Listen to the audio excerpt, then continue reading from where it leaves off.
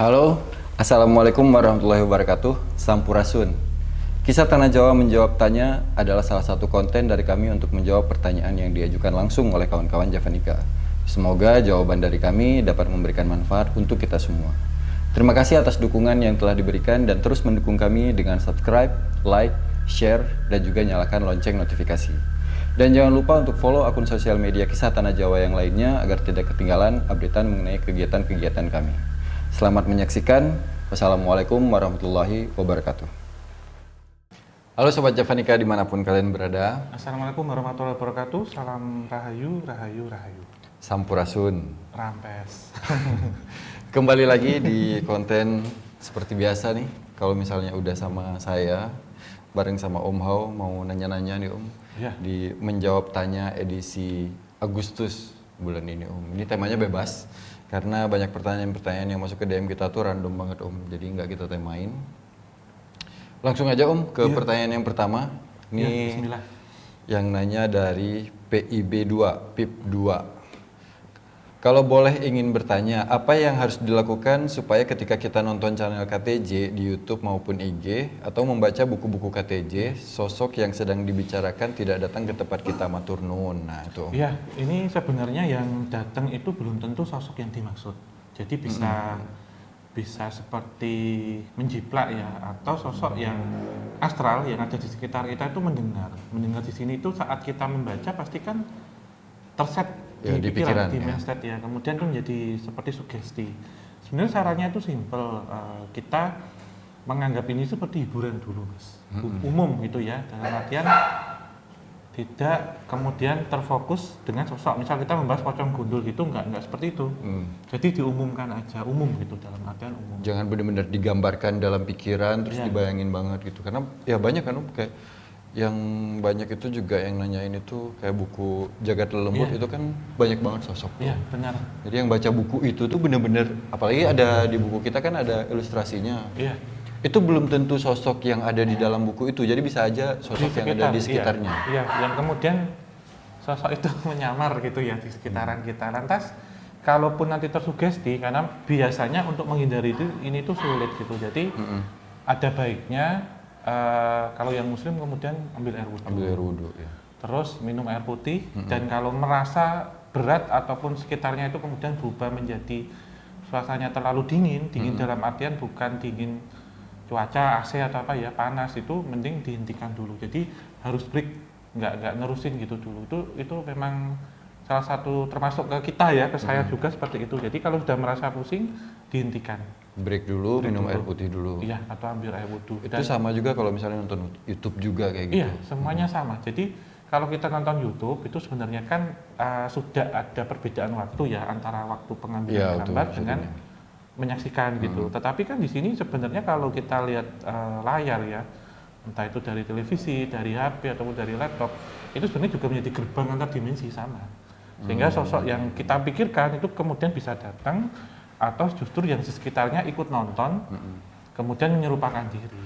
Itu sih Mas. Itu juga bisa masuk ke dalam pikiran kan Om? Iya. Karena ada beberapa yang nanya, kalau misalnya saya nontonnya pakai headset, Iya. tetap aja kan sebenarnya kan? Tetap ya, karena memang ada salah satu poin plus ya, kalau makhluk astral itu bisa membaca pikiran. Iya, kemudian mewujudkan, karena sebenarnya makhluk astral itu kan abstrak, tidak berwujud. Itu sih sarannya. Benar-benar. Iya. Itu pertanyaan pertama. Langsung kita ke pertanyaan kedua Om. Tuh. Dari Dewi Korinah 12. Om, kalau ada orang yang bisa ngelihat makhluk astral, makhluk itu juga bisa tahu nggak kita lagi bisa melihat mereka? Atau karena ada aura yang berbeda sehingga mereka bisa membedakan? Terima kasih. Iya, Gitu. bisa. Dia tahu orang yang bisa ngelihat juga? Iya, melihat dalam artian di sini melihat secara mata lahir dan mata batin bisa. Karena orang dengan kecenderungan sixth sense ya, extra sensory perception (ESP), itu saat ada di frekuensi tinggi di 7 atau 8, saat gelombangnya kemudian nila atau indigo, itu memang auranya berbeda Mas. Dan nanti bisa saling melihat gitu. Di sini melihat ya. Iya. Karena untuk komunikasi jelas makhluk astral kita tidak bisa. Iya. Jadi kalau Nggak semuanya bisa kalau misalnya untuk komunikasi itu. Iya, hampir tidak semuanya bisa karena ada perbedaan dimensi, Iya. sehingga untuk komunikasi jelas menggunakan batin atau mediumisasi. Iya. Itu yang ini dijawab bisa, tahu Tahu ya. bisa Jadi, melihat. jadi kalau misalnya lihat-lihatan, ya, dia juga tahu. misalnya. Termasuk sesama yang memiliki ilmu kebatinan ataupun sixth sense, mata ketiga juga bisa saling mengetahui. Makhluk astral itu juga tahu. Tahu, misal nih Mas Dova bisa, saya bisa, itu tahu nanti. Oh itu Ada memiliki ini kepekaan gitu. yang berbeda nggak dari mereka ke orang yang bisa ngelihat sama ke orang yang nggak bisa melihat? Iya, biasanya ada perbedaan tuh yang terlihat bentuk ini sih Mas, mata ya, yang hitam-hitam kornea atau pupil itu lebih besar dari orang biasanya. Kemudian bulu mata juga lebih panjang ataupun biasanya, karena saat melihat seperti itu kan berbeda dengan orang yang melihat biasa gitu. Terus ada kerutan-kerutan di dahi juga karena trinetra atau mata ketiga itu kan di sini. Secara kasat mata. Kalau kita manusia melihat mereka kan, kita kan ada yang takut nih misalnya. Nah kalau misalnya mereka Melihat tahu, kita. Iya. Jadi sebenarnya terbagi menjadi 3 ya warna aura ini. Jadi ada yang auranya itu akan menarik makhluk astral untuk mendekat, bersifat netral atau justru menolak. Menolak di sini memang ada beberapa makhluk astral yang takut kemudian dengan kedatangan manusia. Jadi nanti akan seperti ada gelombang magnet yaitu memisah gitu. Jadi misal magnet yang satu kutub kan, kalau kita letakkan kan seperti itu, dan ada yang menarik juga dan ada yang netral. Jadi seperti medan magnetik. Karena di dalam tubuh kan ada bio elektromagnetik demikian gitu. Oke, itu tadi pertanyaannya. Terus lanjut ke pertanyaan berikutnya dari Meta Michi. Mas Om, kenapa ruangan yang nggak pernah dipakai, misal gedung di rumah itu terasa dingin, tapi setelah dibersihin terus dipakai buat tempat santai keluarga kok malah jadi panas atau hangat ya mungkin Om? Iya, ini sebenarnya ada perbedaan pancaran dari panas tubuh ya. Karena kalau makhluk astral itu yang dilepaskan itu adalah suhunya dingin. Sementara manusia kita ini kan hangat. Ya, hangat. Sehingga untuk bangunan-bangunan yang lama tidak ditempati ataupun yang terbengkalai itu pasti dingin di sini. Dinginnya dingin lembab dan merusak struktur bangunan. Komponen-komponen dari bangunan. Semisal Eternit kemudian jebol. Seperti berlumut gitu, lebih kusam, lebih kotor, berdebu dan macam-macam. Ini sebenarnya menarik karena sosok astral yang sifatnya negatif itu lebih suka tinggal di tempat kotor dan membuat tempat ini semakin kotor, gitu Mas. Kotor dalam artian tempatnya kotor, energinya dan juga fisiknya, kotor ya, akan menarik seperti itu.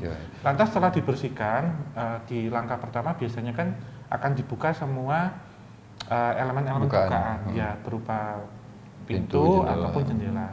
Setelah ditinggali pasti akan ada pergerakan dari suhu yang dingin akan ke suhu yang hangat, lebih hangat karena dibawa oleh manusia. Lantas kalau manusia di situ semakin banyak, maka tempat ini akan menjadi semakin hangat, panas ya, menjadi lebih sumpek lah gitu. Iya, benar. Ya itu juga kerasa ke gedung-gedung yang udah lama ditinggalin, walaupun kita masuk siang tapi sama. Iya, akan terasa berbeda Mas, akan lebih cepat rusak karena memang entitas dari makhluk astral di sini kita sebutnya jin ya, itu akan menyerap energi dingin lebih cepat gitu. Oke Om, tadi kita ngebahas bangunan kan Om, ini juga nyambung nih pertanyaannya dari Andi W1077. Hai, Kisah Tanah Jawa mau tanya, setiap rumah kan ada penunggunya, bisa nggak sih kita berinteraksi dengan mereka? Aduh, ngapain lagi? Om, itu gimana Om? Setiap rumah katanya ada penunggunya. Kalau misalnya kita mau berinteraksi, bisa nggak Om? Sebenarnya bisa sih ya. Cuman berinteraksi di sini dengan tujuan baik ya. Tujuan baik di sini memang kalau kita iseng-iseng berhadiah memang tidak disarankan. Tapi kalau tujuannya baik, biasanya kita tidak perlu berinteraksi, mereka akan eksistensi sendiri.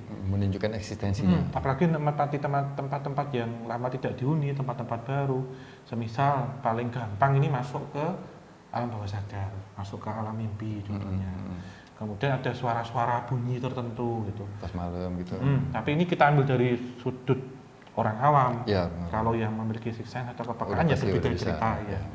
Berarti ini bisa kalau untuk interaksi, dan kalau kita menempati tempat baru kan ada baiknya juga harus ada syukuran, gitu. Jadi syukuran di sini tidak hanya rasa syukur kepada Tuhan Yang Maha Kuasa, tetapi juga kepada bumi alam, pada sosok astral yang menjaga atau menempati, dan juga bumi nanas kepada teman, saudara, tetangga gitu. Itu sih. Berarti interaksi di sini banyak ya penerjemahnya, tapi kalau yang saya baca interaksi sebenarnya untuk komunikasi. Yang paling simpel sebenarnya lewat mimpi, Mas. Lewat mimpi. Dan ada juga kalau kita mau ekstrim, misal tidurnya di bawah wuwung itu tengah-tengah. Ya, yang garis tengah dari... ya contohnya itu di tangga ataupun di depan pintu itu ya bisa, tapi itu ekstrim, kalau nggak kuat nanti bisa sleep paralysis, tindihan gitu. Oke, itu lanjut ya Om ya. Ya. Ke pertanyaan berikutnya dari Andi Nika _ apakah setiap manusia sudah pasti ada yang menjaganya? Lalu apakah kita bisa merasakan keberadaan mereka? Ya, ini kalau kita tarik lagi sebenarnya berkaitan dengan sedulur papat lima pancer. Ya. Nanti bisa dilihat di konten YouTube kami ya. Ada kita pernah membahas tentang itu. Ini secara singkat cerita, menjaga di sini memang ada dua. Pertama memang menjaga yang berasal dari saudara kita, saudara-saudara kita yang tidak terlihat ya, sedulur papat lima pancer, sedulur saudara 4. Lantas yang kedua menjaga itu bisa yang memang ada, jadi ini diasumsikan seperti software bawaan gitu. Ada juga yang software tambahan, semisal orang ilmu ataupun belajar mencari kodam, mencari korin, itu bisa. Kalau nggak sengaja Om, bisa nggak? Kita nggak ada niat ngilmu, nggak ada niat mencari kodam, datang ke tempat, tapi sering datang ke tempat-tempat yang gitu. Iya, bisa. Itu namanya nanti bisa disebut sahabat imajiner. Sahabat imajiner ini bisa menjaga kita memang. Menjaganya bisa positif, bisa negatif, tapi lebih kebanyakan positif. Tapi kalau misal kayak narik atau apa, 50-50. Dan tadi untuk interaksi bisa. Salah satunya memang paling gampang itu sebenarnya mereka ya, beliau-beliau itu kalau mau interaksi lewat alam bawah sadar. Tentunya lewat mimpi ya. Kalau tidak bisa masuk ke alam bawah sadar, maka yang terjadi adalah sleep paralysis atau tindihan, ini yang sering ditanyakan. Terus nanti bisa juga perjalanan spiritual. Perjalanan spiritual itu saat beliau ini masuk nanti bisa mengajak jalan kemana. Jadi mimpi yang waktu kita terbangun itu teringat. Jelas, terekam jelas itu. Iya, tetapi ada juga tirakat-tirakat tertentu seperti contohnya puasa-puasa, puasa-puasa kejawen ya di sini ya. Ada puasa untuk maintenance saudara kita, itu juga bisa untuk berinteraksi dengan sosok yang menjaga. Iya. Next, berikutnya dari Aditya Nugroho 98.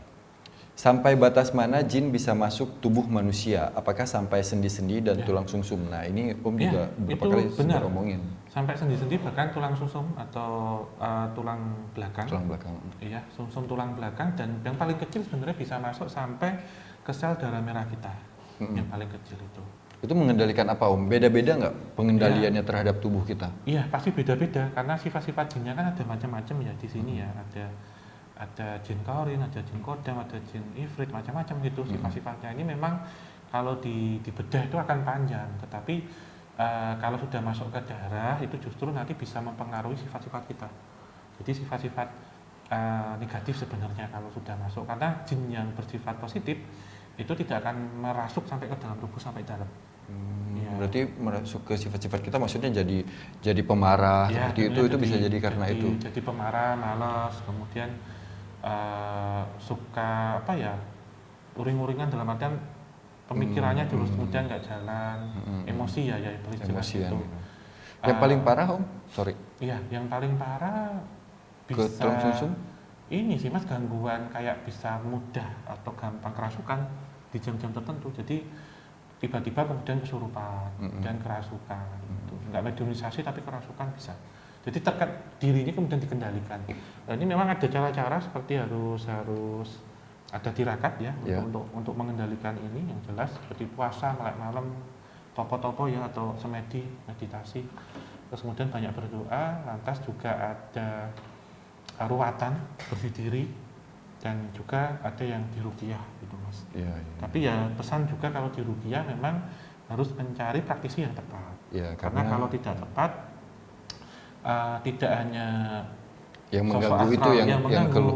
keluar. Nanti kalau yang ditugaskan oleh leluhur kita atau sesepuh kita untuk menjaga kita kemudian ikut dikeluarkan atau ikut diusir, itu justru menjadi bumerang. Ya. Itu sih.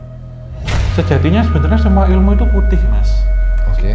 Semua termasuk santet, pelet itu pada dasarnya putih. Tetapi penyalahgunaan kalau yang kita lihat di sini itu lebih ke ilmu hitam, itu penyalahgunaannya ditujukan untuk apa. Dan ada juga orang yang kuat dalam adaan tirakat, itu justru ilmu hitamnya lebih kuat dari ilmu putih, ada juga seperti itu.